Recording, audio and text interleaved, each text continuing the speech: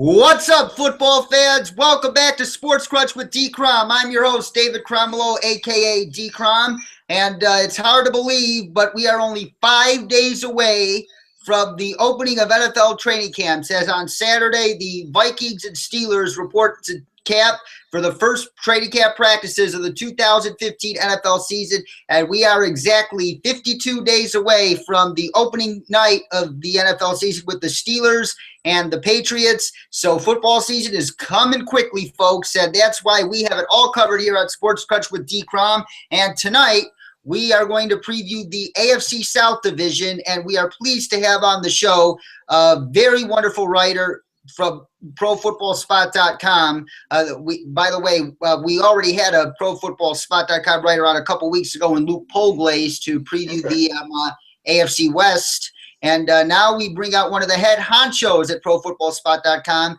Mr. Jake Arthur, who is also a certified member of the Pro Football Writers of America. What's up, Jake? Pleasure to have you on the show.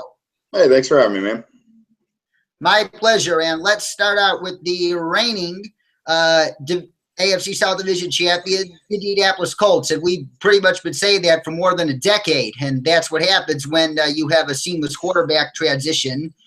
And first, I want to discuss the Colts Draft as we put it up on the screen right here.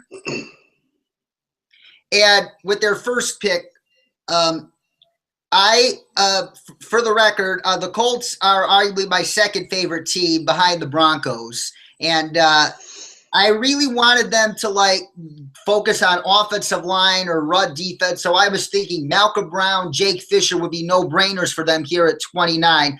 But when they picked Phillip Dorsett from Miami, I was like, oh my God, what does Ryan Grigson think he's doing? And another weapon for luck. This looks like a Star Wars offense to me. And you don't want that to win. You want balance. But after thinking it over, I was wondering, T.Y. Hilton's coming out of contract.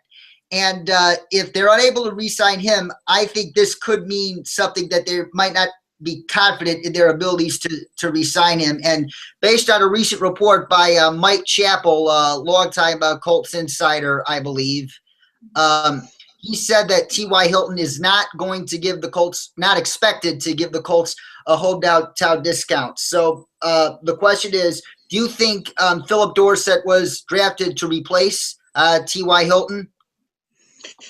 Honestly, I think first and foremost, as Ryan Grigson has said, their draft strategy is always best player available.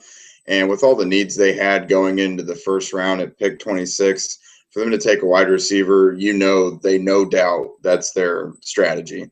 That being said, I think it's hard to ignore the fact that the pick of Dorsett had to be insurance in case, they don't want to match what T.Y. Hilton's asking for when the offseason comes around next year. But overall, I just think they like to take the best player, and I think it will turn out to be a good pick. No matter if it was head scratching, I think it's going to work out. But it was an odd pick for sure. It most certainly was, and but in the third round is where I started liking this draft a lot more. They picked a defensive end out of Stanford named Henry Anderson, who, according to ProFootballFocus.com, the experts writing for that website said that they thought that Henry Anderson had a first-round grade, at least in their eyes. And a lot of other draft picks I spoke to said they were very impressed with him too. And the question is, did you agree with the PFF assessment of Anderson's tape? And how big of a role do you expect him to play in his rookie season? Yeah, I actually think that Anderson fits the bill. Why he was a third or fourth round projection, I'm not quite sure. He fits the mold perfectly of a 3-4 defensive end at the 5 technique. He can rush the passer inside. Runners don't get by him. He's real stout. I think the fact that he just has that perfect fit, right there as a 3-4 end, might not have put him right there at the beginning. Not to mention there were the Malcolm Browns and defensive linemen like that.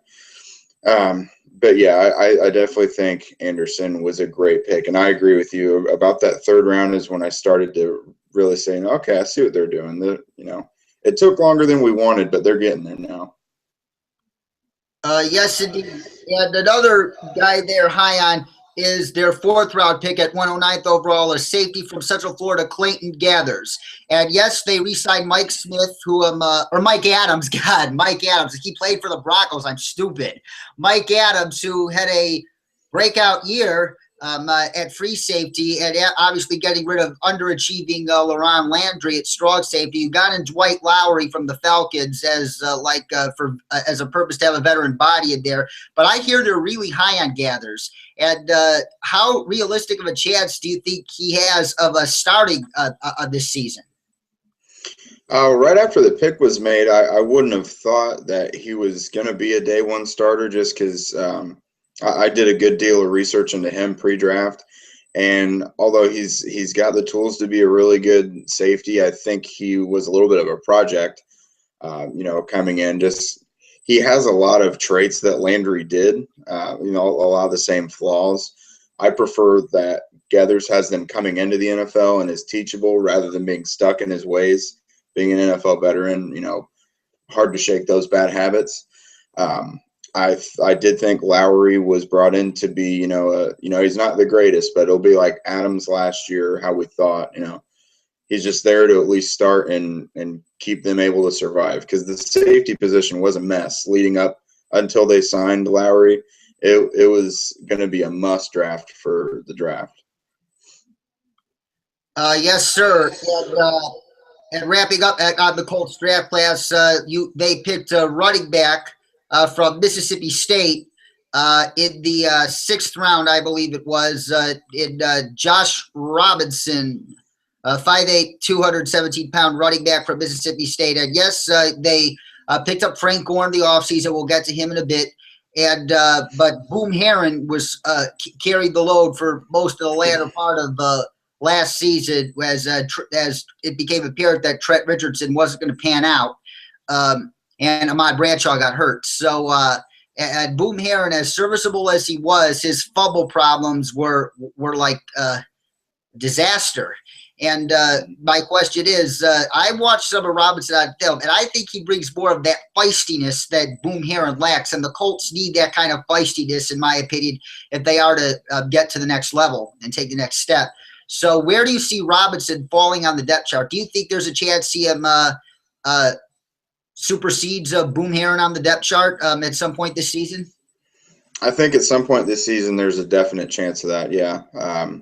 I think Herron is a little underappreciated. The fumbles stick out to most people, and that's most of the things I hear is, Herron kind of gets tossed to the wayside because of those fumbles, but he really carried the Colts the last several weeks of the year. After Ahmad Bradshaw went down, it was a potential disaster because Trent Richardson was useless, and then Herron comes in and saves the day. And other than those fumbles, I think a lot of people would have a different tune on him. They just came at really bad times. But Robinson, I absolutely love him. He reminds me of Maurice Jones-Drew. I mean, it's corny to, they're the same size and weight and they play the same, but it's when you watch his college film, that's all you see is Maurice Jones-Drew. He's well-rounded. He can catch. He can block. He's fast. He just gets right through the pile, even as an undersized back. The coaching staff really seems to be high on him, and running back is one of the quickest positions to transition to in the NFL. So as long as he can carry it over into the NFL game and do his thing, then I don't see why he can't, like you said, supersede Herron at some point this year. I think it's definitely possible. Yes, sir. And I think I definitely see with the Maurice Jones-Drew comparison is his lower leg drive, man. Oh my God. Yeah, it's ridiculous. And that's how Maurice Jones-Drew was able to overcome his size deficiency, and Robinson definitely has that same type of tool in his body. And that concludes the draft, and we're moving right along. And the Indianapolis Colts, if the Denver Broncos and former Colt Peyton Manning were going all in via free agency in 2013 and 2014, the Colts are doing the exact same thing right now because Andrew Luck is now in the final 2 years of his rookie contract, and they have, therefore, a limited financial window of operation where they can get some of the best guys for the right price, with Luck being a relatively cheap value. But until the time comes to pay Andrew, the Colts have an interesting window of financial opportunity to get the best players possible to make a Super Bowl run right now. Jim Irsay said it himself. Only one Super Bowl with Andrew Luck is going to be a failure, and I definitely agree because I could go on and on. I know some Broncos fans might hate on me for this. I want Andrew Luck to go down as the best to play in this game. I just do, because he. A guy with his talk about Peyton's mind, Montana's accuracy, Roethlisberger's size and strength, and Cam Newton mobility, all into one body. Yep. Yeah, it will be a massive failure if the Colts only win one Super Bowl with him. So, so that is why you did what you did in free agency. The Colts got, obviously, Frank Gore to help boost a disastrous running game. And even at 32, I think he still has some things left. They got Andre Johnson to essentially play the Reggie Wayne role. Yes, he might not be the deep threat that he is anymore, but he could be a very solid third down security blanket for Andrew Luck. And you get Trent Cole, another guy on the theoretically wrong side of 30 who can get after the isn't he like the all-time sack leader in Eagles history? With Reggie White in there, I'm not sure, but I'm sure he's up there in their top 5. Yeah, I better double check that when we're done tonight. But you got Trent Cole and to probably team up. Hopefully, if Robert Mathis has something left, add to mentoring your young depth like Jonathan Newsome and Bjorn Berner. So that was so.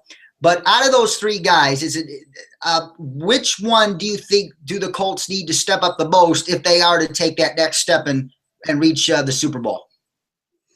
Of those 3, I think the one that needs to show up the most is probably Gore. Just because, I mean, like we just talked about, I think Robinson will be good, but we don't know yet. He's a rookie. Boom Herron, there's uncertainty there, although I think he could be the lead back. Not your traditional lead back, but just at least the leading ball carrier, and the teams have been able to make the Colts offense one-dimensional before and then just come out and crush them, When you know Andrew Luck is going to come out and kill you and you can take away a running game featuring Trent Richardson, they've been able to, crush the Colts that way. But now – if Frank Gore is able, find those holes and, do what he's done over his career, even to a lesser extent, then I think that balances out the Colts offense really well, and it has to keep defenses honest. And then, the Colts have a legitimate 5-6 wide receivers, and that's not even to count their 2 starting tight ends. And even third tight end, Jack Doyle, is capable of moving the chain. So if that running game is able to at least be average to slightly above average, then the offense will be incredible. Absolutely. I'm looking at the Colts offense and the Packers offense for that matter. I think I see 2 offenses capable of setting all-time records this year. That's not a joke. And especially if it comes through, like you said, I think the Colts definitely wouldn't shock me at all if they have break records. And also, as Jim Irsay said, the thing that helped Peyton finally get over the hump was Joseph Adaya, Dominic Rhodes bailing him out in the playoffs with that running and opening up the passing lanes for him. And Andrew, it can't be any different with Andrew Luck. He needs that no matter how great he is. So I completely agree with the Gore thing is my point. Gore is the most important. Although, I look at Andre Johnson, and another curious question I have about him is that 3 years ago, Reggie Wayne was the same age, and Reggie caught over 100 balls for 1,200 some yards and 5 touchdowns. Do you think Andre is capable of replicating that statistic? If Johnson was supposed to fill the role that Reggie did that year, then yes, but he won't need to. There's so many balls to go around, and by all assumptions, the running game should be better. So while I think he'd be capable of doing it, T.Y. Hilton is going to get at least 80, 85 balls. We don't know how they're going to divvy things up to Moncrief and Dorsett, as well as Fleener and Allen. But I think my expectations for Johnson, probably 75 catches or slightly north of that, just because he'll be working, the shallows in the intermediate. But I wouldn't be shocked if he had 90 catches either, because while everyone else on the Colts are speedsters, Johnson can, work up the short intermediate stuff and clean up all of Luck's security throws. Yes, I agree with everything you said, especially your first point about Andre Johnson not having to replicate that Reggie Wayne 2012 stat line because the running game should be better. That's what the Colts must do. Like I said, if they are to get by the Patriots or Ravens of the world in the playoffs. And the next question goes back to the draft a little. Yes, I know that we discussed it. It shines a little bit of light on this question, but there obviously needs to be more options on the roster that helps this perspective make a little more sense. I personally, like I said, wanted the Colts to address more offensive line, and they didn't really do that in the draft. And pass rush, more fantasy, yes, I understand. I think Trent Cole has something left, and Mathis, it's possible he still has something left. But I really wasn't crazy about them not addressing offensive line, pass rush, run defense. Now with the Anderson, I could see that improving, and also with additions like Kendall Langford and Nate Irving. Now I see where they're trying to go with the run defense. But in terms of offensive line and pass rush, I wasn't satisfied with the moves they made in the offseason, whether in the draft or not. What in-house options are they confident in helping those areas, the areas of protecting, keeping Andrew Luck upright, and rushing the passer and stopping the run, for that matter, improve? Well, I think when it comes to the offensive line, with the exception of their 7th-round pick, Denzel Good, Ryan Grigson has said that the line just needs continuity. It's been bad because there's been a lot of injuries, which is true. Instead of continuing to bring in young players and plug them in and try to bring them up to speed, they want to groom them and have their line gel and grow together, to become a formidable unit, which it makes sense. They have tools there. Those guys just can't stay healthy, it seems. So if things stay healthy, the line should be a bit better, with Todd Harriman's this year and whoever's going to win at center between Collette Holmes and Jonathan Harrison. The real wild card is what's going to happen at right tackle, because Gosder Cherilus, he had another knee. I think it was just something arthroscopic, but I still don't think he's 100% currently. And Jack Mewhort's been taking the right tackle reps. So Mewhort was the starting left guard last year. So that's a question with 2 starting offensive line positions.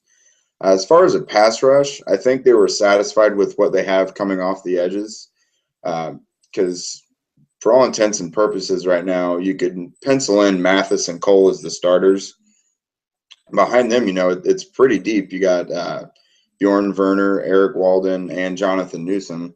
And I think Newsom is capable of starting right now for the whole season. But they've also got some young guys that have come in, most notably Zach Hodges, the undrafted free agent. I expect him to make the roster. And Cam Johnson, he was hurt all last year, but everyone's been speaking really highly of him. So I think they focused mainly on the interior pass rush with the additions of Langford, like you said, and Anderson. And, both can help against the run. But an underrated move they made to also help against the run was David Perry in the draft, the nose tackle, and Henry Anderson's running mate there at Stanford. I think that's a pretty underrated move. And, if Josh Chapman's not ready to roll and really grow into that starting nose tackle position, then I could see Perry stealing some more snaps throughout the year. Absolutely. Here's to hoping you guys are capable of stepping up this season. And And you mentioned like the right tackle with Cherilus not being 100% and Newhart probably sliding over. And that takes me to our next question. What are some of the other interesting battles, position battles and roster battles to watch during Colts training camp? Well, like you said, on that offensive line is pretty interesting. A lot of it's depth, but the key will be who's going to start at center. Jonathan Harrison got a little bit of playing time as the starting center last year. He's a guy who's got more of potential, but he was real prone to critical mistakes last year. Shotgun snaps over Luck's head, not being in sync with the calls, things like that. Khaled Holmes, it's a little bit of a mystery around here why he hasn't been playing more, because every time he steps on the field, he seems to do well, but he's almost never the full-time starter wherever he's playing. And then, I think the Canadian Football League import Ben Heenan at guard. I really think he has a chance to make some noise at guard, especially if the left guard position is open, if Newhart moves to right tackle. At running back, we've already talked about the top three, but someone who's kind of left out a bit is Vic Ballard. A lot of people forget about him because he's missed the last 2 years to injury, but if he's back, he showed he was a pretty good player when he was a rookie, so he could make some noise there. Some more battles, I think Gathers versus Dwight Lowry will be a good one to watch. And a couple more that I'm looking at is at corner. Dejon Smith, the early third-round pick. Is he going to push Darius Butler for nickel time? At least he's going to be in dime packages.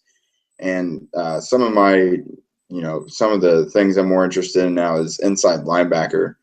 Dequel Jackson and Jarrell Freeman are the starters, but they also brought in Nate Irving, and then Enoch Mwamba was another Canadian Football League import last year. He looked all right. They also drafted a Marlo Herrera, so I'm also interested to see how inside linebacker shakes out, because they could definitely use an improvement both against the run and in stopping the pass, because upper echelon tight ends tore them up last year, in a big part due to inside linebacker play.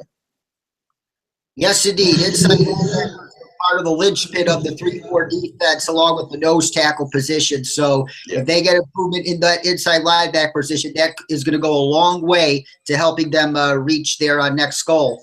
And but you brought up all these CFL imports, which reminds me that another top sort of under the radar acquisition the Colts made during the offseason was bringing Duron Carter, the son of Hall of Fame wide receiver Chris Carter, from the CFL. What are his odds of making the roster? And if he doesn't make the roster, do you think they keep him on the practice squad, or do you think he finds work elsewhere with another team? Oh, I definitely think he'll make the roster.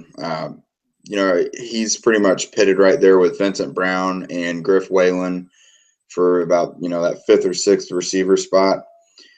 Griff Whalen's been around for a few years, but we know what he is now. He's just, he's the get-it-done possession receiver. He's not got too much of a ceiling. I think he's already hit it. But the Colts had to outbid other teams for Duron Carter, and, he has potential. I think they would like to develop him, but putting him on the practice squad is a little bit too risky because, like I said, they had to outbid other teams. So teams can just come claim him off the practice squad. So I think he'll make the roster, and I think they'll try to develop him. I don't expect him to have a huge role this year just because he'll probably be around the fifth or so option at receiver. I think he'll get some goal line looks and special teams. I'm kind of expecting maybe about 15 catches for him this year, probably a handful of touchdowns because they'll be in the red zone. But that's how I see his role this year.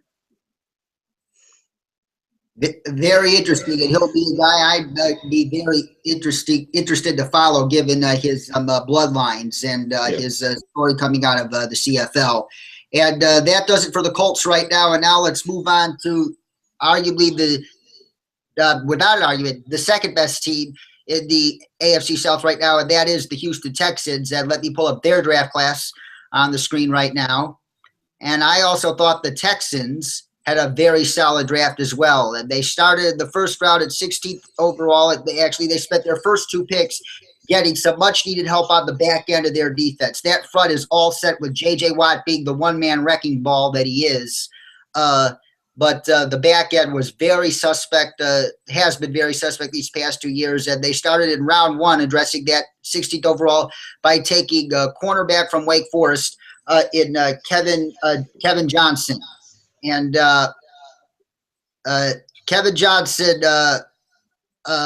some people said that he was going to replace Jonathan Joseph since Joseph's contract was set to expire at the end of this year. But just several weeks ago, the Titans extended Jonathan Joseph, and they extended him. So my question is, where do you think Johnson fits in this season? I think he'll probably start out in more of a nickel role. He'll probably be battling Andre Howell initially for playing time. But I think the main reason they brought him in was Jonathan Joseph looks like he's probably about on his last legs. He's still a pretty decent corner, but he's not what he once was. So Johnson, he probably won't be the full-time starter this year. He may get some starting reps on occasion. But I expect him to mostly be in the mix for the third and fourth corner role. That makes a lot of sense, especially given his size, to put him in that nickel position first, which will help him grow up and learn probably how to play the boundary even better when the Texans decide to part ways with Joseph. And in the second round, they addressed their inside linebacking core by selecting Bernardrick McKinney out of Mississippi State. And watching Texans film last year, you saw that after the two knee injuries toward ACL in 2012 and toward MCL, PCL in 2013, Brian Cushing looked like he was far from the same.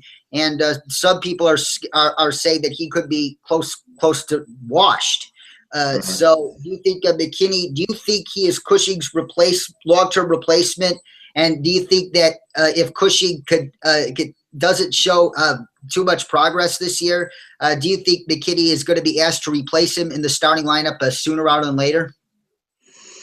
As far as I can tell, I think they'll probably be starting together as long as McKinney develops as he should in training camp.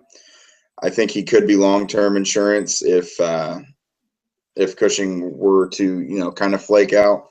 He rebounded a bit last year, staying relatively healthy. But I think McKinney, for the most part, is a running mate for Cushing, a replacement for Tuggle. He's also got some versatility. He could play on the outside if they needed him to. I think he's also someone that could fill in if Clowney's not ready too. Not necessarily as a prime pass rusher, but maybe more of an edge setter. Yes, and another thing about McKinney, I read that there were several scouts that compared him to Bobby Wagner, the all-pro linebacker for the Seattle Seahawks, and that arguably the most underappreciated member of that defense, in my opinion. My question is, did you agree with that analysis, the Bobby Wagner comparisons for McKinney? Maybe not Bobby Wagner. I think, to me, Bobby Wagner is one of my favorites to watch. I think he's about the cream of the crop at inside linebacker in the league. So I don't quite see that yet. McKinney's just a body type. He's almost Patrick Willis-like, not in game, but at least body type. I think he's a pretty good run defender. I think he's got some improvements to make in pass coverage. That's not to say he couldn't develop into a pretty good linebacker, maybe one of the better ones in the league. But I don't quite see Wagner right now. Thank you for that interpretation. And in the third round, the Texans traded several spots up to select a potential future bookend wide receiver to budding star DeAndre Hopkins and Jalen Strong out of Arizona State. And some people had Strong going in the first round, but was it like some sort of hand or wrist injury, dropped his stock, I believe. And thanks for the clarification. And that said, they did, however, acquire Cecil Shorts and Nate Washington in free agency. So, and based on what I read, it doesn't look good for Strong to get the starting job. So, do you think he's looking at some sort of a redshirt year, or if not a redshirt year, then how big do you think his role will be if he has a role at all?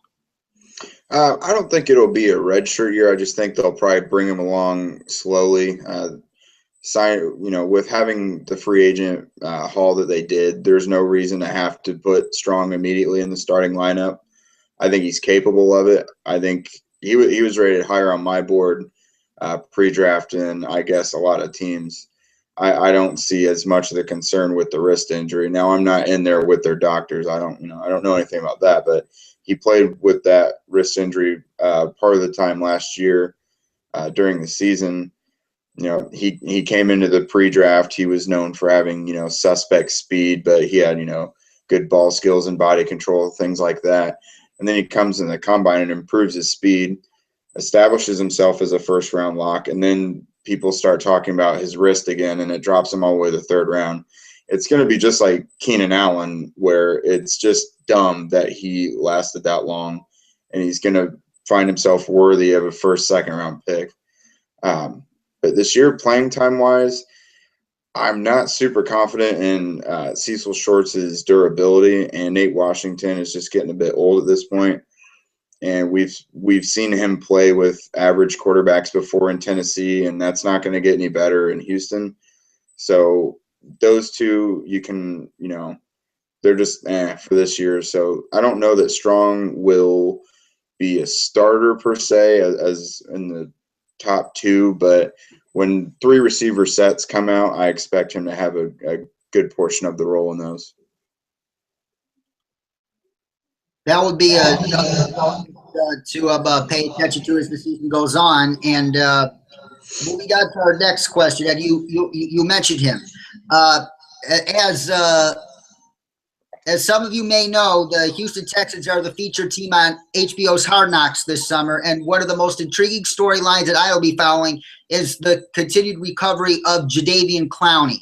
And Jadeveon Clowney, obviously the first overall pick of the 2014 NFL Draft. Once the Texans took him, I was salivating at the potential of him, especially being touted as the most freakish pass rusher coming into the draft since Julius Peppers and Mario Williams, and along with J.J. Watt, who is already making a case for this generation's best defender, like along the lines of a Junior Seau, Ray Lewis, you name it, a rare defender who could single-handedly carry a team with mediocre quarterback play, and having those two guys at once, I was so excited to watch it until Clowney tore his MCL in week 1, and he needed to have dreaded microfracture surgery after the season. And microfracture surgery, when I say that, most people think Greg Oden, who the former #1 overall pick in the 2007 NBA draft, and after that his career went downhill.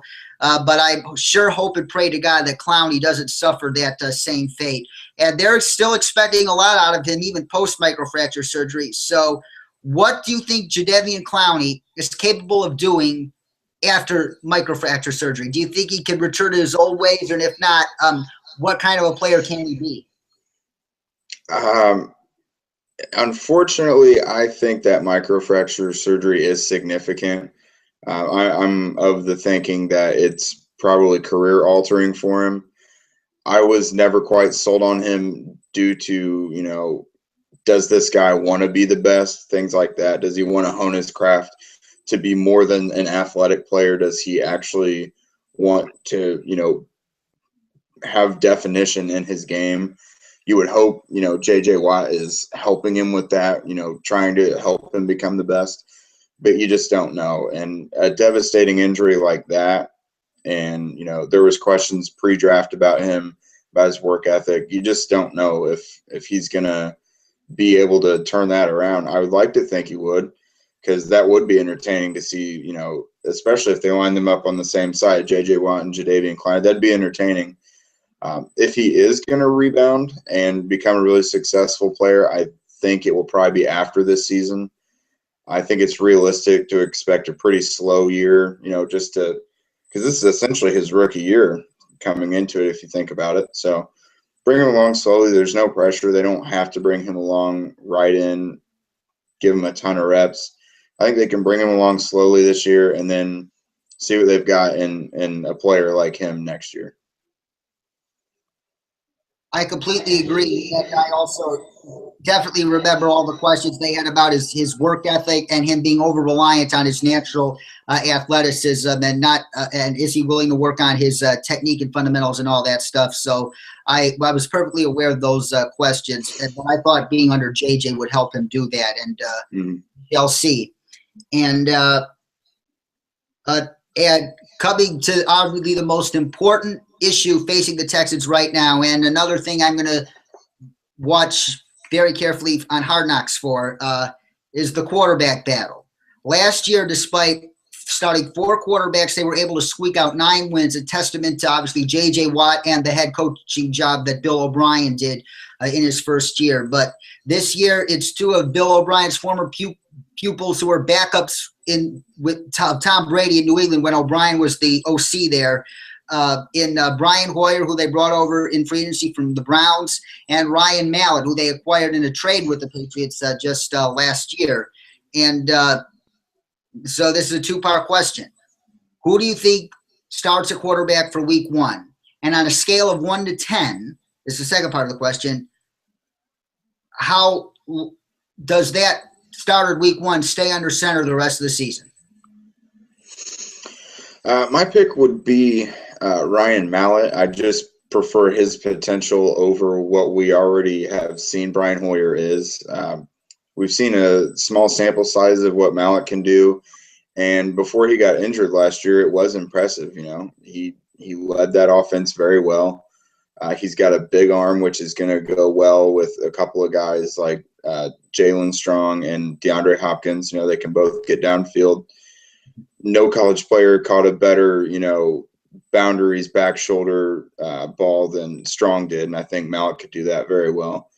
I'm not a huge Brian Hoyer guy. I think he's a serviceable guy if they were in a rut and needed a quarterback, but they have the opportunity to have their starter for the next 6 to 8 years if he pans out in Ryan Mallett. Now, I think he will do well if they start him, and I don't see why he couldn't start all year if he started out well. Yes, sir. And thank you for bringing it to me. After this podcast is done, I'm watching that game against the Browns. Was it against the Browns that Mallett did well in? Was it against the Browns? I know he threw a touchdown to Watt. I can't remember if it was that or the Bengals where he got hurt. He got hurt against the Bengals. Yeah, okay, yeah, it was the Browns game they won, and then he was kind of dreadful against Cincinnati. That's right. I get Cleveland and Cincinnati mixed up all the time, but yeah, he it was the Browns game. They did well because Alfred Blue was in there also. Mm-hmm. Yeah, and obviously if Mallett cashes in, the AFC South race could be a little bit more interesting. But coming back to Bill O'Brien, like I mentioned, he did a fabulous job last year given the hand he was dealt. And the fact that he was able to help get 9 wins out of that team shows why I think he has the potential to be a serviceable head coach in this league at the very least.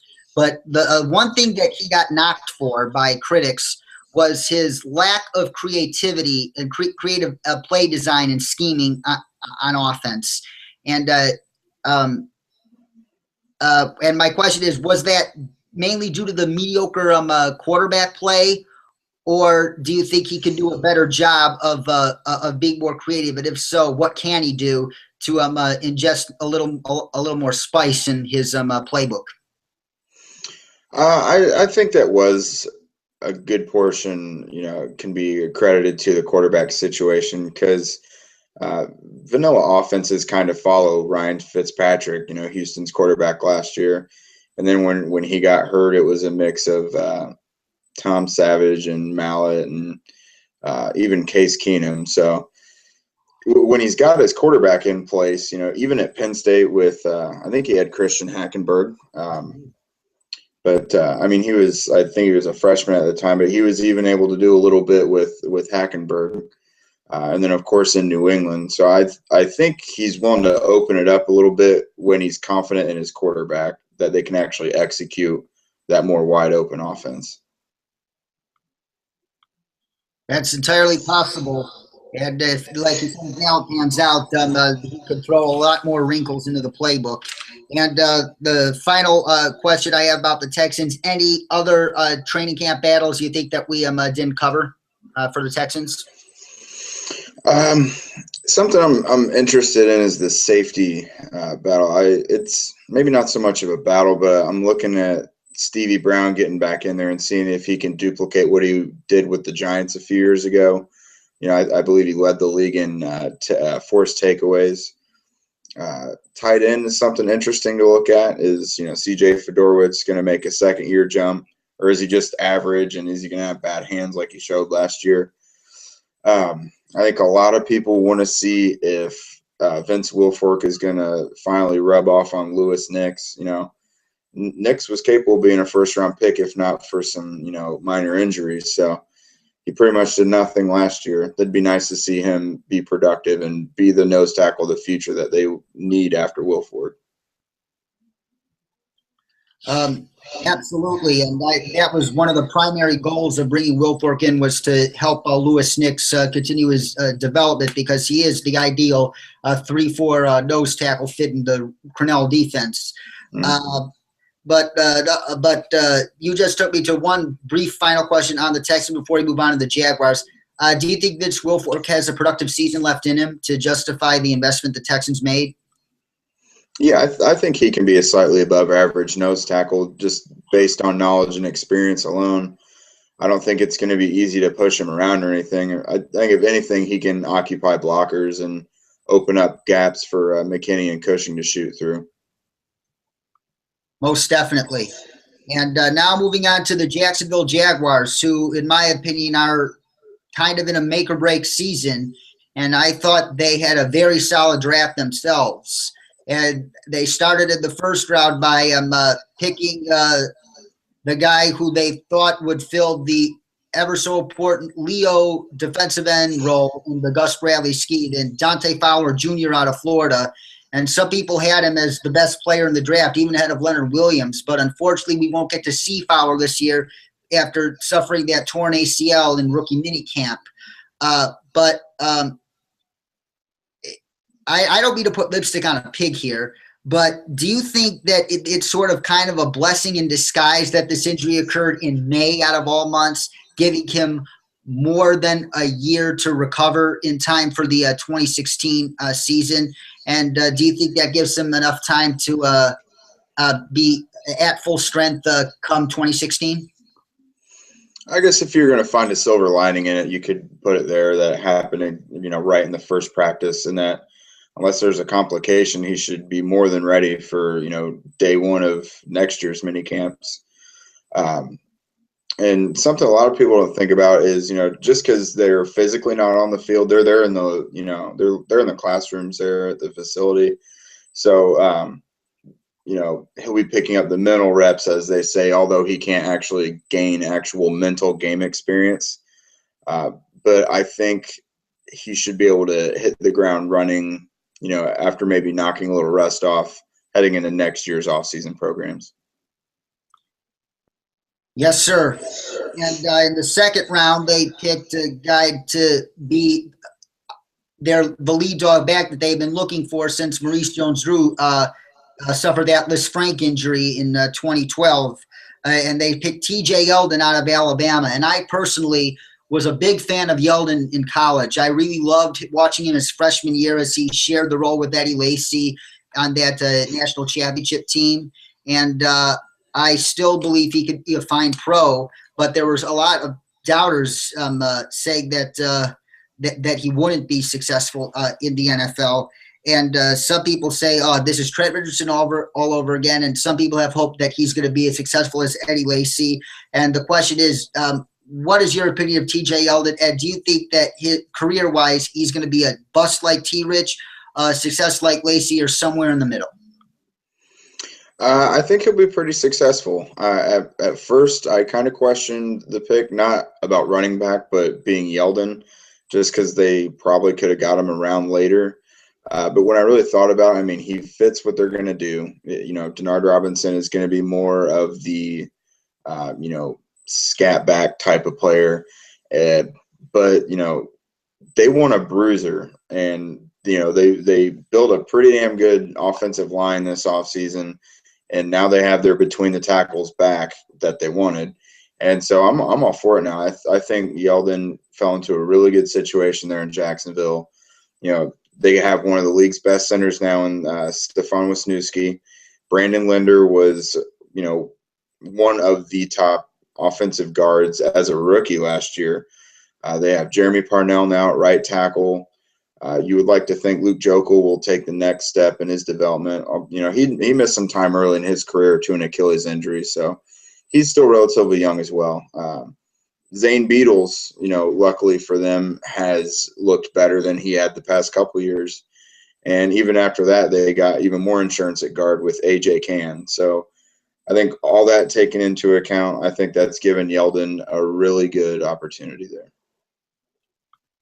Here's to hoping for the Jaguars' sake, indeed, because keep in mind that Jaguars' offensive line was atrocious last year, giving up 71 sacks. And as you mentioned, A.J. Cann, he was their third-round pick. And A.J. Cann, coming out of South Carolina, known as that mauling run blocker that Gus Bradley wants in an offensive lineman. That was another great pick of theirs, in my opinion.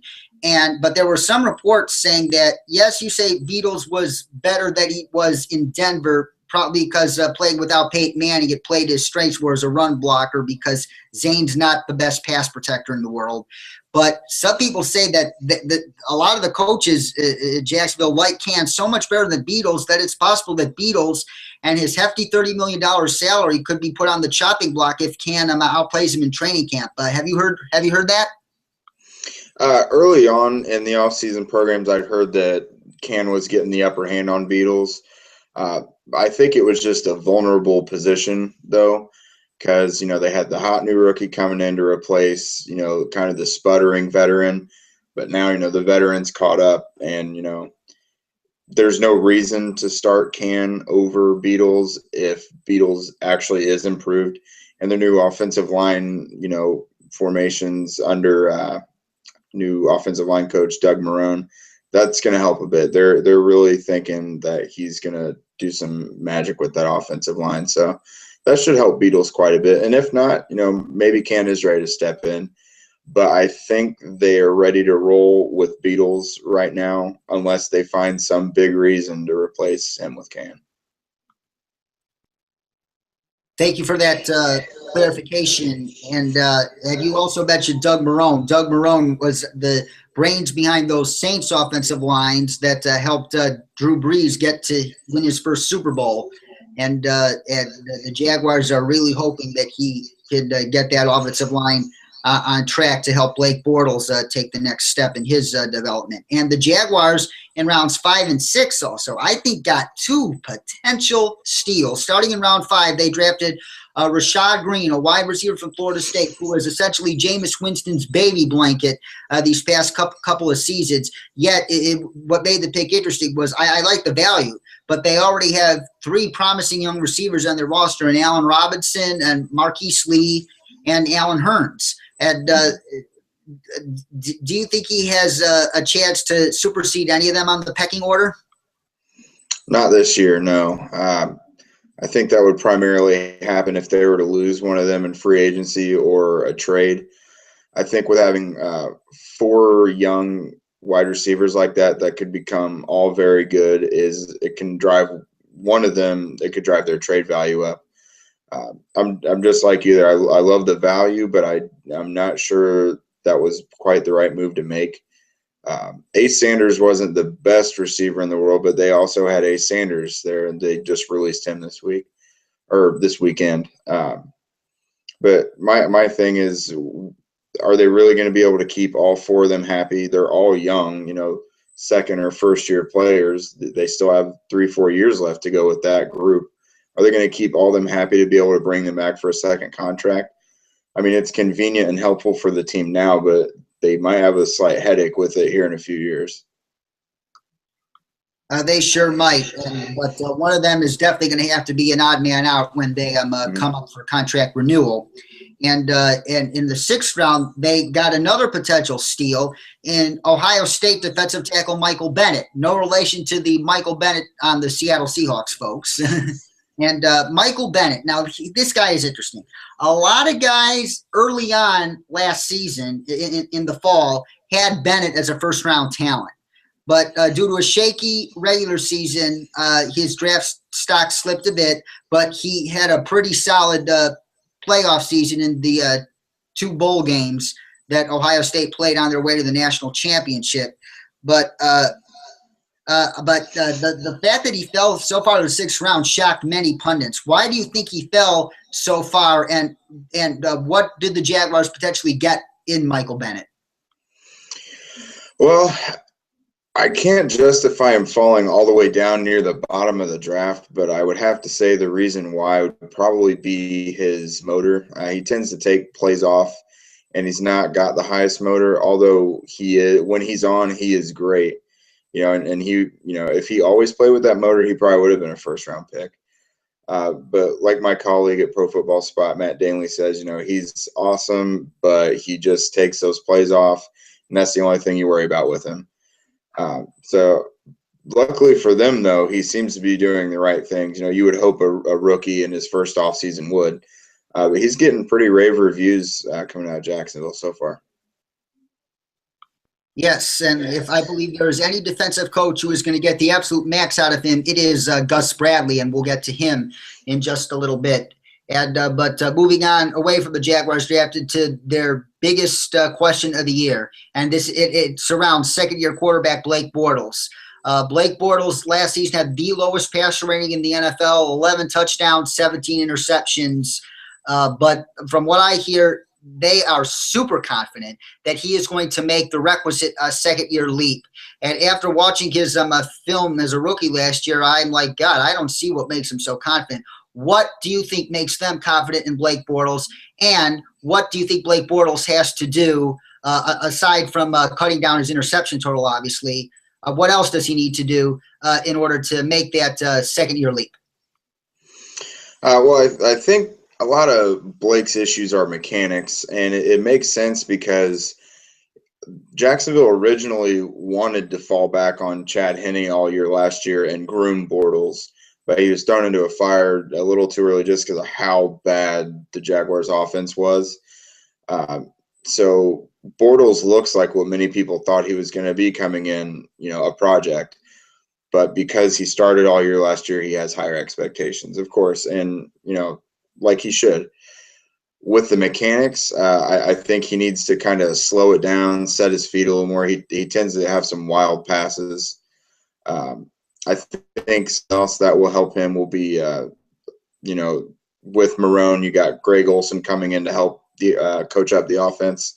Jed Fish had a completely, unimaginative offense last year.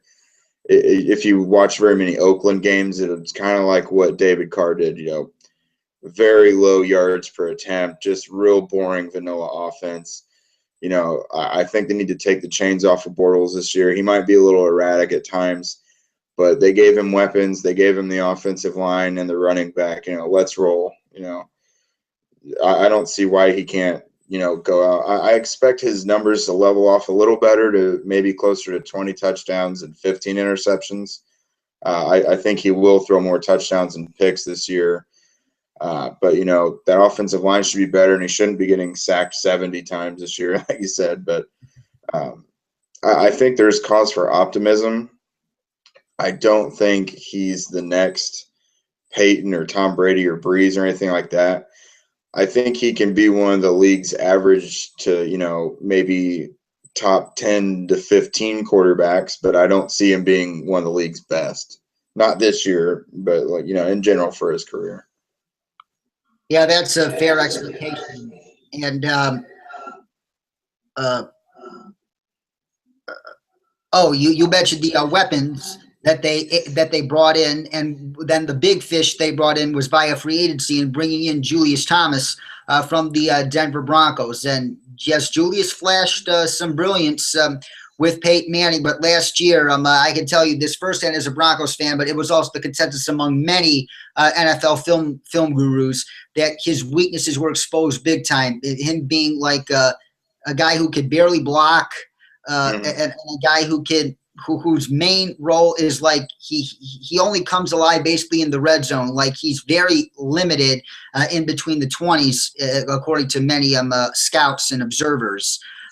And they gave him the biggest current contract for a tight end in the NFL. And the question is, do you think the Jaguars overpaid for Julius Thomas? And what is a realistic stat line to expect out of him this season? I think they did overpay to get him, but I think they had to. That's just how free agency goes. I think they really swung on some big fish in the offseason. They wanted DeMarco Murray, obviously didn't get him. There was even rumblings of them potentially being interested in making an Adrian Peterson move happen. Obviously that never surfaced, but to get a player like Julius Thomas brings excitement. I think you're right where he was, probably made by Peyton a little bit, and he's got flaws when it comes to, in between the 20s, but being athletic in the red zone, he's able to dominate. Plus, isolating him against, safeties and linebackers with poor coverage abilities, that always helps. I think he's probably going to get a lot more of a workout than he did in Denver because Bortles is going to need a security blanket, and teams are already starting to know what Allen Robinson can do. So I guess we'll see. My expectations for Thomas is probably about 60 to 65 balls and probably not quite 10 touchdowns, but I expect him to get a ton of attention in the red zone just because that's what he's best for. Why wouldn't you try to use him for that? Most definitely, and I think that a reason why Julius could be in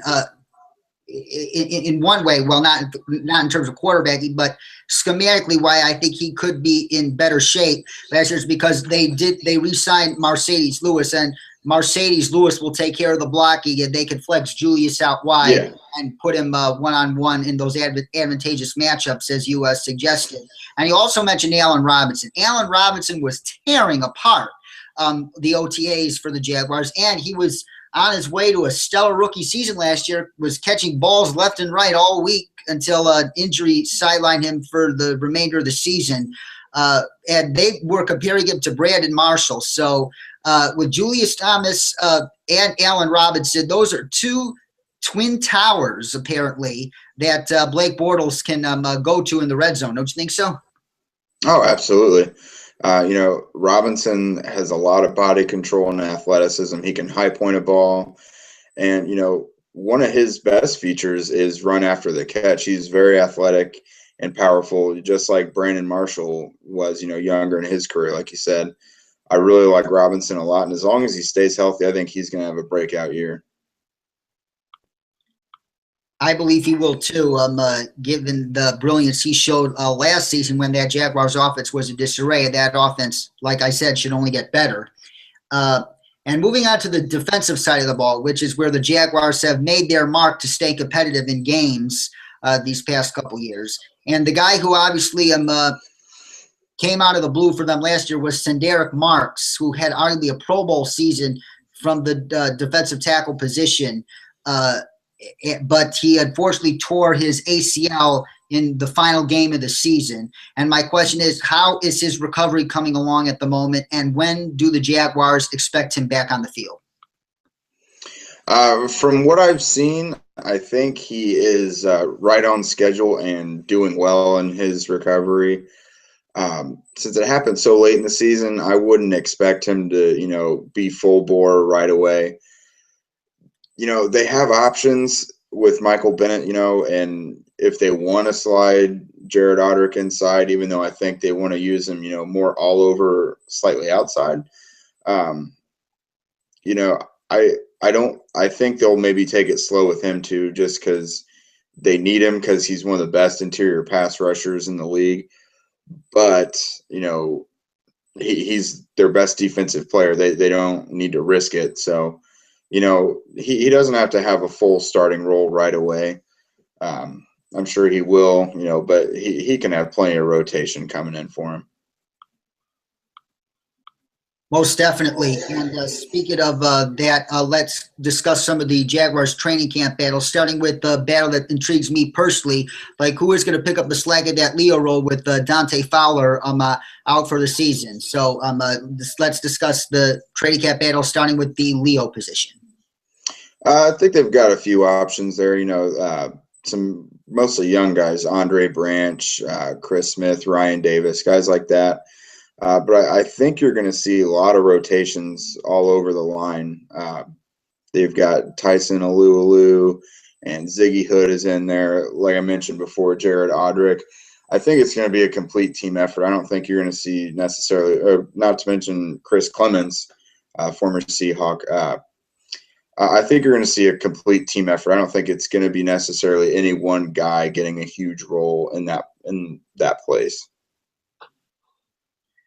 Any other interesting training camp battles as far as the Jaguars are concerned? Well, at safety, James Sample was, looking really good early on, and then he suffered his arm injury. They had Sergio Brown as a free agent acquisition. I think that battle gets a lot more interesting now just because Sample has, he has room to make up.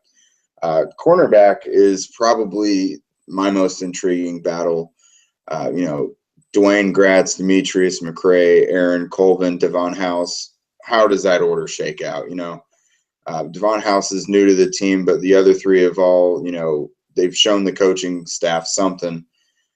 So I'll be interested to see how their, top 4 or 5 corners shake out. Yes, and I was personally a big fan of Colvin coming out of Oklahoma. And I think, as he showed with that pick 6 against the Giants last year, he could be a stud in the Gus Bradley's corner-dependent defense. And speaking of Gus Bradley, I was personally excited for the Jaguars. I saw them play my Broncos in 2013 when they were expected to lose by the largest Vegas point spread in modern NFL history, and the heart and soul with which they played during the game made me convinced that this was a team that was starting to turn the corner out of the doldrums, and I expected them to win a lot more games last year, to be honest, and they didn't. They flopped. And so this could be a make or break year for Gus Bradley, who I still believe is capable of turning the ship around. But it's important to know that Shad Khan, when he hired Gus Bradley and GM David Caldwell in 2013, he envisioned like a 3-year rebuilding project, and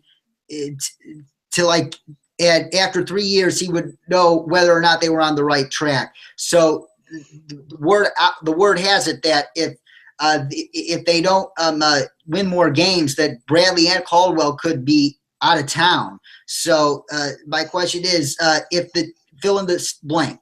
If the Jaguars do not win at least blank games this season, Gus Bradley and David Caldwell will likely be fired. I think they have to win at least 5 or 6 games, but they have to show improvement. It can't just be much of the same, because they've done so much this offseason to show that they can be so much better this year than last, to where they have to show market improvement. It may not necessarily show up in the win-loss column, but I think their young players have to show, their development.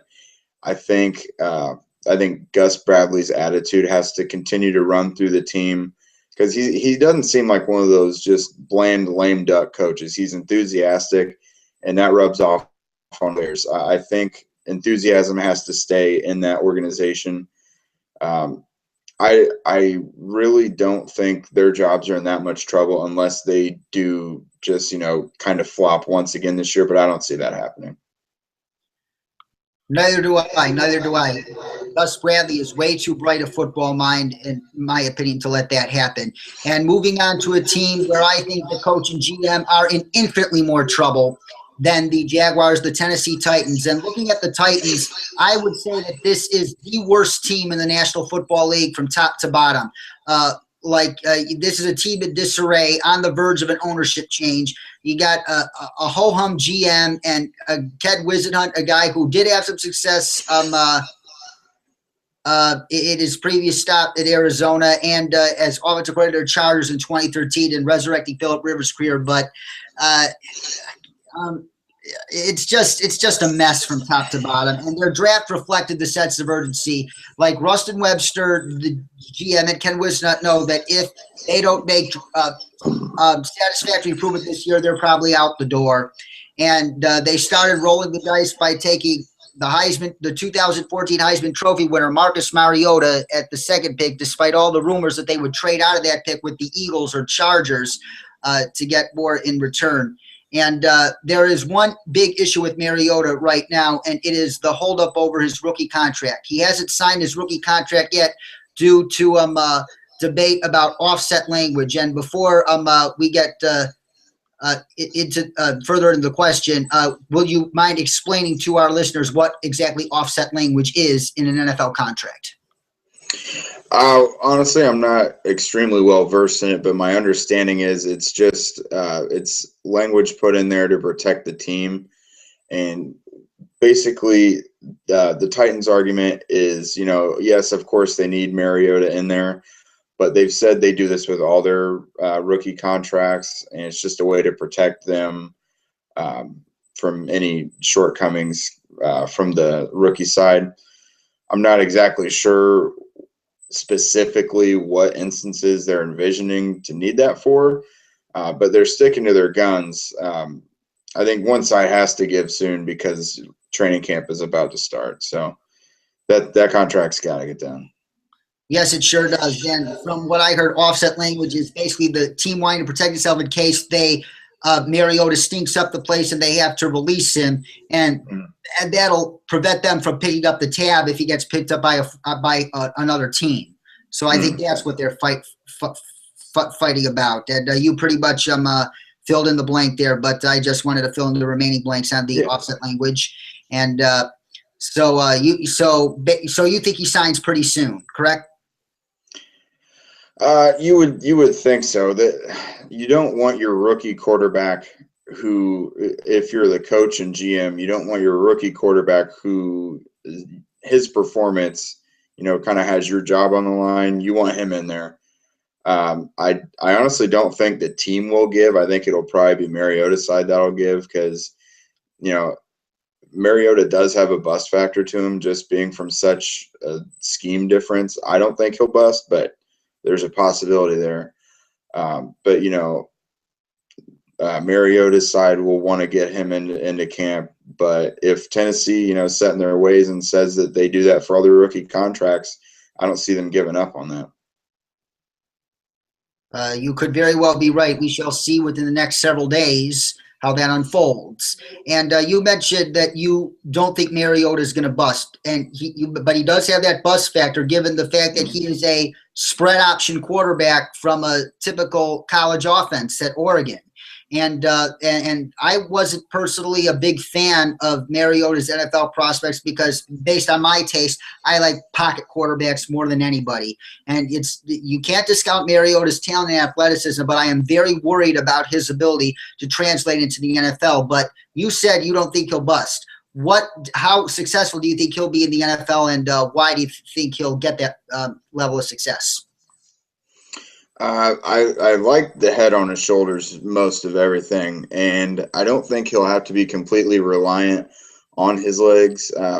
I think he can use those more to buy him time for receivers to get open and to escape pressure rather than, having to run all over the field like Michael Vick, But Marcus has a good head on his shoulders. He is smart. He's a savvy quarterback, so I think he'll be able to pick up the system. I don't know that it's going to be Wisenhunt's system long term that he's in.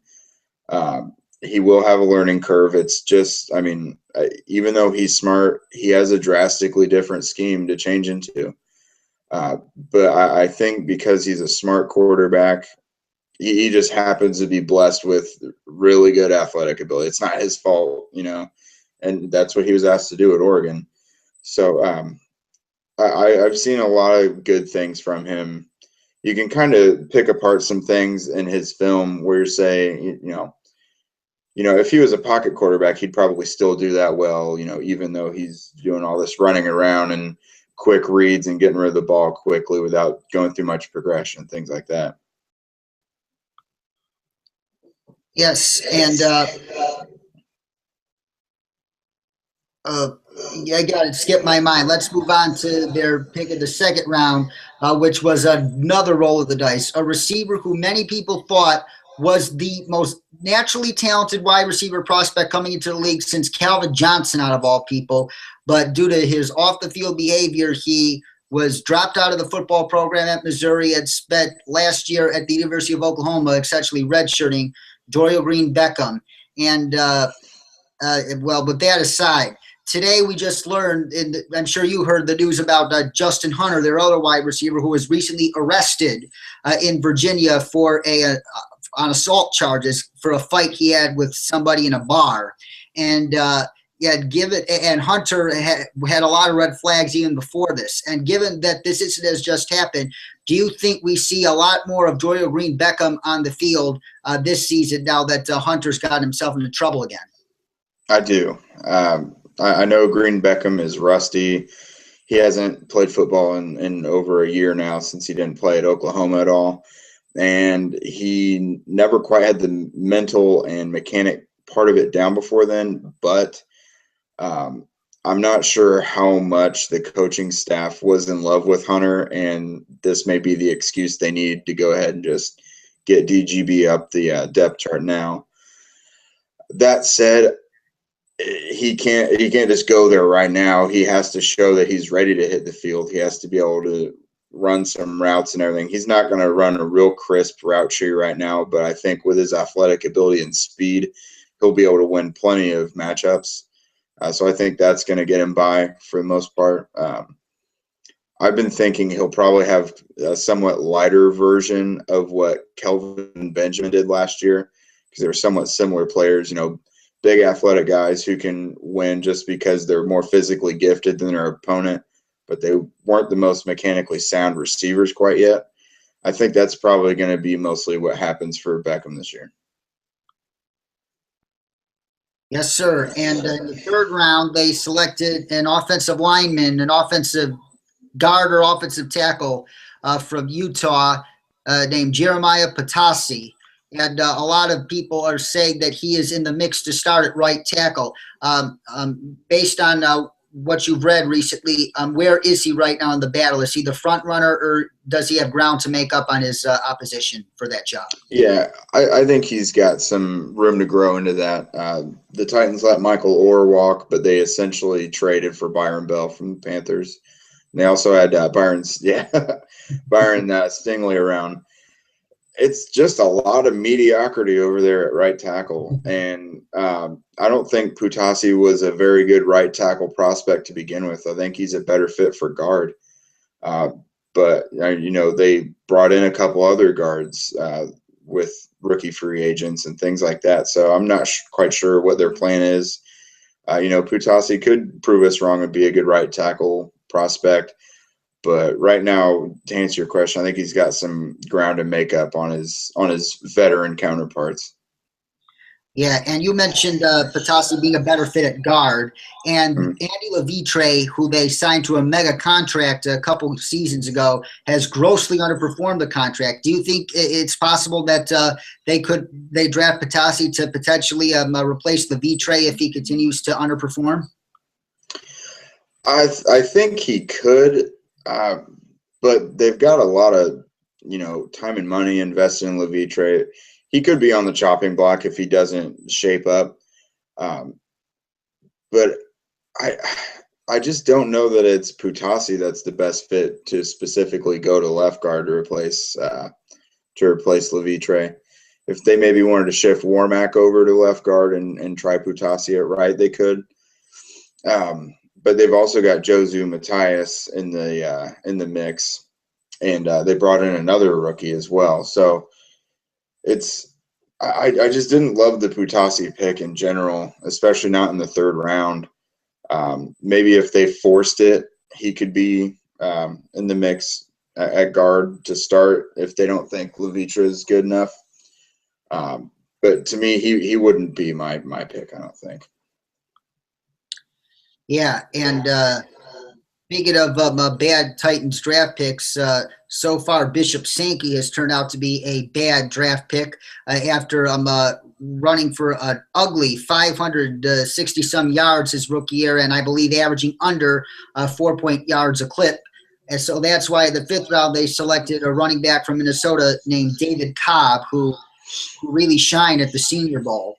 I remember that touchdown he scored in that game. It was a very beautiful, beautiful run. And but based on a report that came out today, I believe the Tennessean reported it, that Sankey is still the hands-on favorite to start week 1. But do you think after given last year's performance that he has that long a leash? And would it shock you to see Cobb eventually take over the starting role at some point during the season? I think the coaches just understand that the offensive line was in such disarray last year. I mean, it wasn't all the offensive line. You know, Sankey played like a rookie a lot of the times, but, you know, he's a rookie. You got to cut him some slack, at least from the coach's perspective. So kind of a mixture of bad offensive line play and, you know, Sankey being a rookie. I think that leads to him kind of getting a pass heading into this year. That being said, if he continues to average sub 4 yards a carry, we could very well see David Cobb come in. I think Cobb will already have a role in short yardage and goal line situations, along with Alston Fowler.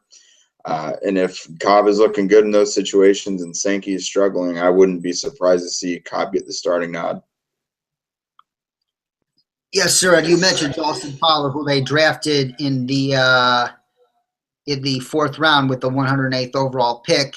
And moving on to another draft pick of theirs that really intrigued me based on the discussions I've heard and read. The 7th round, they picked a wide receiver, a Division II wide receiver from the FCS from William and Mary named Trey McBride. A lot of people thought McBride could have gone as early as the 3rd or 4th round. So my question is, do you think the Titans are getting a potential steal with McBride in the 7th round?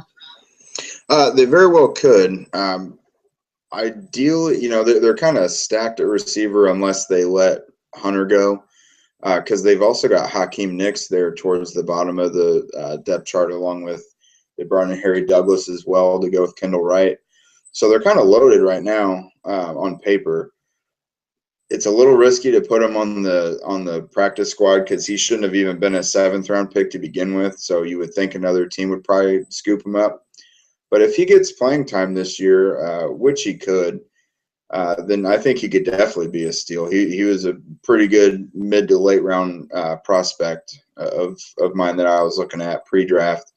But, you know, none of these receivers on the Titans roster have proved much with the team. I mean, Harry Douglas has had a great career with Atlanta, and Kendall Wright's shown some things, but, you know, Hunter has not lived up to expectations.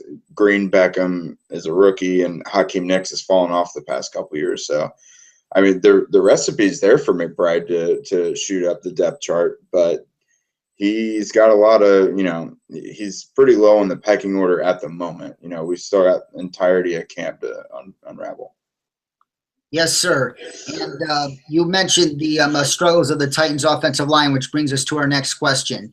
It started off sluggishly, but as the season went on, Taylor Lewan, their 1st round draft choice from 2014, showed flashes of brilliance why he was that 1st round investment they made. And Chance Warmack finally showed why he was the 10th overall pick in the 2013 draft. And Brian Schwenke at center also showed promise as well. And if you bring those 3 up to the next level, and so the question is, based on the improvements those 3 made at the end of last season, how much of a step forward do you expect the Titans offensive line to take this season? Honestly, it can't get much worse. And I mean, you can't predict injuries. So let's say everyone was healthy. I think they'd have a pretty average interior of the offensive line. I think Taylor Lewan is going to take a step forward to be one of the better left tackles that we've got in the league. But I think where their bread could really get buttered is with the depth on the line. I really like Andy Gallick and Gabe Eichert. You know, like I mentioned, Quentin Spain and Josu Matthias could also come in, and maybe Putasi could prove me wrong. They do have a lot of good depth pieces that if they get a chance to earn some actual playing time during the year, could make a difference from what the Titans thought they had the past couple years, but those players haven't been able to live up to expectations. Yes, and staying on the offensive side of the ball, you alluded to this earlier. Ken Whisenhunt is known as a traditional West Coast offense play caller, meaning he likes his quarterbacks as pure pocket passers that get rid of the ball in a timely manner. And Mariota is not the prototypical Ken Whisenhunt quarterback. He's more that mobile quarterback who likes to use his legs a lot. And so it brings us to an interesting compromise that's probably going to have to be made between those two this year. So how much of the Tennessee offense do you think will be Whisenhunt's scheming, and how much of the offense will have those Mariota-esque type plays?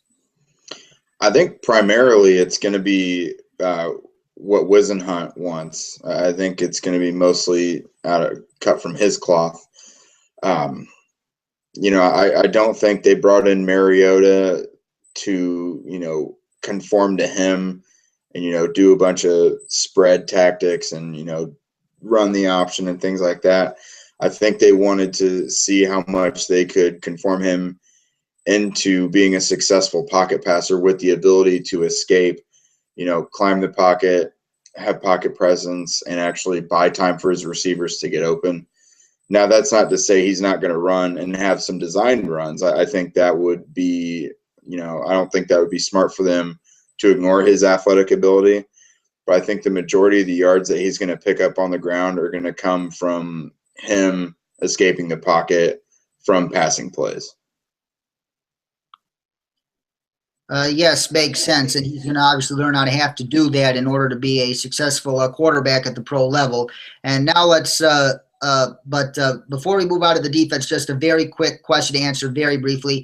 How much of a chance do you think that Zach Mettenberger can unexpectedly overtake Mariota for the job?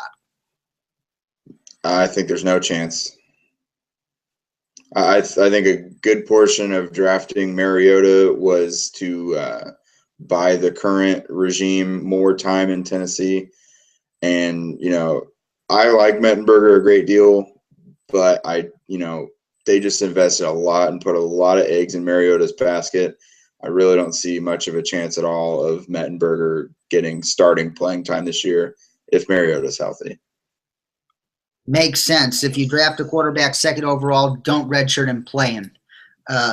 Yes. And moving down to the defensive side of the ball. And now this is where the Titans have some rays of sunshine, if you're to find any on their team right now. They did bring in one of the ageless wonders in the National Football League, Hall of Famer Dick LeBeau, to basically be their defensive coordinator, even though that's not his formal title. He's essentially going to be calling the plays, and Ray Horton is essentially taking a demotion. And you got Brian Orakpo in free agency, who, when healthy, keywords when healthy, could be one of the better pass runners in the league. And with Derek Morgan coming off the other side and Jarrell Casey, arguably the best player on that Titans team, in the middle of that defensive line, you have a formidable defensive front. And inside linebacker Avery Williamson had a pretty solid year last year in his rookie season. And in the secondary, you added some quality pieces in Denoris Searcy from Buffalo at the strong safety position, and Parrish Cox, who had a solid year for the 49ers last year, at another corner position. So, and with Dick LeBeau coming in, being the brilliant mind he is, I see some hope for Tennessee on the defensive side of the ball this year. How big of an improvement statistically do you think we should expect from the Tennessee Titans defense? Oh, I don't think their run defense is going to be as bad as it was last year. It hardly can. And I think a big part of that, will be linebacker Zach Brown returning from injury this year. He missed pretty much all last year. Searcy is a good player to replace Bernard Pollard. I like that one a lot. Their defensive line is pretty similar to how it was last year. Jarrell Casey is, should be an all-pro. I like that they added Angelo Blackson from Auburn. He was the less heralded lineman from Auburn, but they went with it, and it's probably a good pick. Sammy Hill right there. And, they've got some returning pieces, Carl Klug, and actually Daquan Jones, I believe, is going to be the starter. I like that move a lot. I think Titans fans are really happy that Bleedy Ray Wilson is not going to be the starting corner this year. It's going to be Parrish Cox there with McCourty. But their depth at corner is a little concerning. And with how deep receiving cores are around the league right now, that might cause them some trouble because they do have Ray Wilson and Cody Sensabaugh, players like that are going to be filling out the lower sections of their secondary, and that could be a problem for them. And Michael Griffin has actually shown to be a little mistake prone as of late as well. Yeah, Michael Griffin, definitely not the player he once was. And to conclude with the Titans, what battles of theirs, training camp battles of theirs, do you think we should pay the most attention to? On defense, I don't think they have very many at the top of the depth chart. At least I think a good portion of theirs are more for depth purposes. If you were going to find more of a starting role that might be battled over, it could be Wesley Woodyard, Avery Williamson, and Zach Brown to see how that's going to shape up. They're going to need to form some depth behind Derek Morgan and Brian Arakpo because, like you mentioned, Arakpo, there's no guarantee he's going to be healthy. I really like to see if Blackson is going to be able to make some noise and maybe push for some nose tackle time with Sammy Hill. That could be a good one to watch for. Back to the offense, tight end could be interesting. I know Anthony Fasano is in there as the number 2 behind Delaney Walker now. I think that was a really underrated move this offseason. If you're looking at unsexy free agent moves, I think that was a pretty good one. Yeah, with Fasano being a good blocker and Delaney Walker being the Titans' lead receiver last year, that'll free him up to make more good plays. And I have a feeling that Marcus Mariota will be looking for Delaney Walker early and often. And do you see Walker becoming his top target, at least to start the season? I do. I think that there's a pretty good possibility there. But I actually like Harry Douglas a lot too. I think he has the potential to wind up as their leading receiver, not by design, but just because of circumstance. I think he could have a lot of opportunities to be open. And if him and Mariota, get a lot of chemistry together, I think there's certainly a possibility there. He's the most proven receiver on that whole roster. I could argue he's more of a proven offensive weapon than Delaney Walker is even. Oh, interesting. Well, you can point to his 2013 stat line and definitely say that it was more productive than Walker's was last year. So I see where you're coming from. And we are almost done here on this edition of Sports Crunch with Dkrom, but a couple things before we go. Jake, I want to hear your predictions for each team's final record of 2015. At the end of the 2015 season, what will the standings look like in the AFC South? Well, we got the Colts going to go ahead and finish it off once again at the top. I think a pretty realistic record for them is 12-4, although they could go 13-3. They just have some tough contests in there. I think 12-4 is realistic for them. Behind them, we're going to go with Houston. I'm going to put them at about 10-6. Their quarterback situation concerns me, but I think they've got a lot of balance. If they can get consistency out of the quarterback position, that's the whole key there. I think their defense is going to be really good. They've got a solid offensive line. They've got playmakers on offense. All they need is a consistent quarterback. If they get that, they were 9-7 last year. I think 10-6 is pretty reachable. Jacksonville up next. I'm gonna get on Jacksonville's bandwagon a little bit. I'll say 7-9, although their fans, maybe a bit more optimistic. I think 6-10, 7-9 for Jacksonville is probably pretty realistic there. And Tennessee, we'll give them probably 4-12 or 5-11. I think they're a pretty young team. They've got a lot of gelling to do together. Their defense could be pretty good, but this seems like a growing year for them. Although I do think they're on the right track for the future, I don't see them in a win now state. I completely agree with all of that. And that just about does it here. This edition of Sports Crunch with Dkrom. Thank you so much, Jake Arthur of ProFootballSpot.com, for joining us tonight and giving us your impeccable insight on the AFC South. And before we sign off, I want to give you an opportunity to explain to our listeners about yourself and where people can check out your work online. Well, first, thanks for having me. I really appreciate it. You can find me on ProFootballSpot.com. I am lucky enough to manage the AFC South there, as well as specifically the Indianapolis Colts. I've got a lot of great guys working with me there. There's great leadership within the division, the whole site. We're really gearing up for training camp right now. We're getting excited. We're starting to crank out more and more content every day, every week. We're trying to bring up some more feature pieces for you guys, keep you guys interested, try to get you out of the boring part of the off season. So head on over to ProFootballSpot.com and check us out. Yes, sir. And you could also follow Jake at Jake Arthur PFS on Twitter as well. And thank you very much for those who tuned in to another great night here at Sports Crunch with Dkrom. And we will be back on the air Saturday when Ashley Anderson of FirstStopFantasy.com joins me to preview the AFC North. And on Sunday, we had to reschedule this. Eric Trickle from MileHighHuddle.com, Broncos Insider, will join me to discuss the Broncos training camp battles and what is expected now that Demaryius Thomas has re-signed has re-signed a long-term deal. So for Jake Arthur, thank you once again, Jake. I'm Dkrom, aka in the real world David Cromwell. Good night, everybody. Thanks for watching.